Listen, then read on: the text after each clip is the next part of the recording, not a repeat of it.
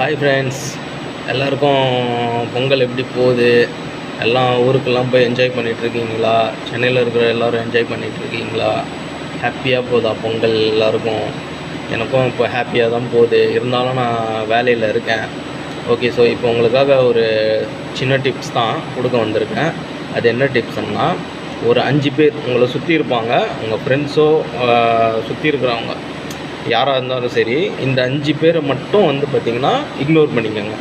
ஓகேங்களா? அது யார் யாருன்னா, ஃபஸ்ட்டு இந்த கையிலேருந்து ₹10 கூட உங்களுக்குன்னு செலவு பண்ணாதால். இப்போது உங்களுக்குன்னா இல்லை, என்கிட்ட இப்போ காசு இல்லை நீங்கள் பார்ப்பீங்க ஒரு ஆள், அந்த ஒரு ஆளை வந்து பார்த்திங்கன்னா, இன்னும் நம்ம எப்போ பார்த்தாலும் அந்த ₹1 கூட எடுக்க மாட்றானே கையில், ஒரு செலவு பண்ண மாட்றானே அப்படின்னு பார்ப்பீங்க. ஆனால் அவருக்கு வந்து பார்த்திங்கன்னா தாராளமாக செலவு பண்ணி பார்க்கல.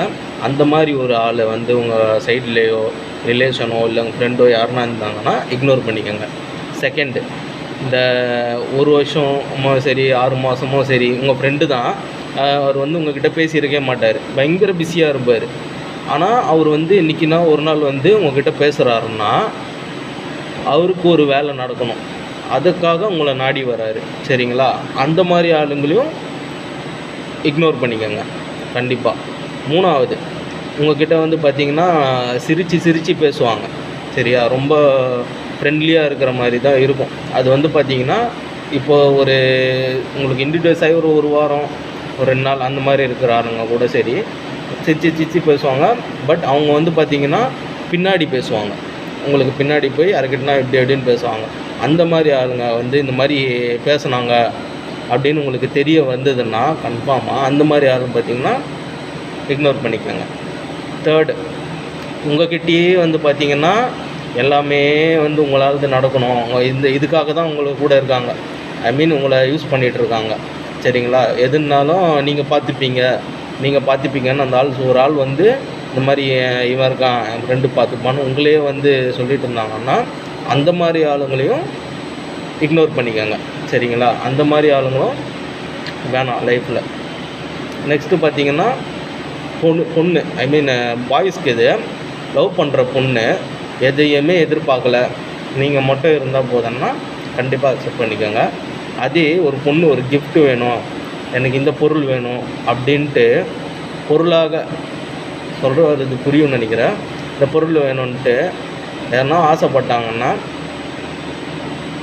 தயவு செஞ்சு உங்களோட ரொம்ப அந்த இது வீணாக்காதீங்க.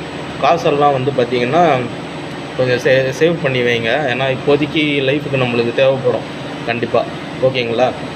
அந்த மாதிரி ஒரு பொண்ணு இருந்தாலும் தயவு செஞ்சு வேணாம். சரிங்களா? சம்பாதிங்க, உங்களுக்காக ஒரு பொண்ணு வரும் கண்டிப்பாக.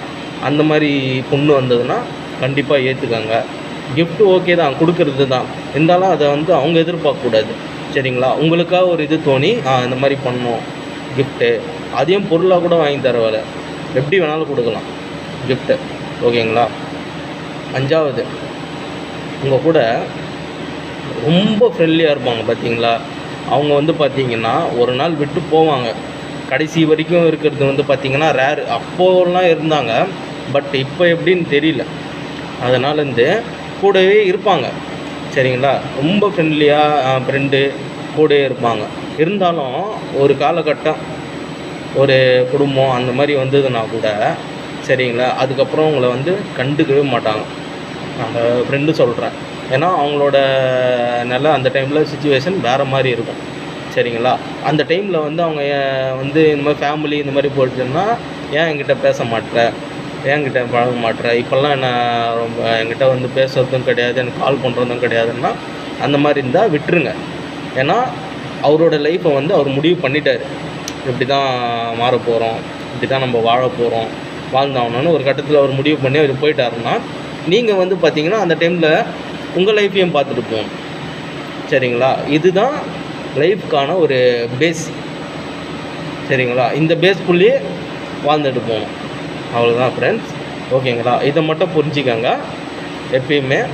இந்த 5 விஷயம், இந்த 5 பேர் சரிங்களா, அதில் நான் சொன்ன இந்த 3 பேர் மட்டும் வேணாம், கம்பல்சரி வேணாம். அந்த 3 பேர் மட்டும். மிச்சம் 2 வந்து பார்த்திங்கன்னா உங்கள் டிசிஷன் தான். ஓகேங்களா?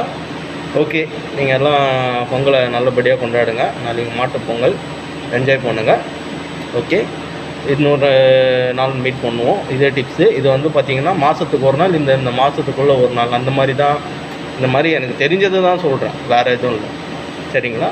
நல்லா லைஃப்பை என்ஜாய் பண்ணுங்கள், ஹாப்பியாக இருங்க.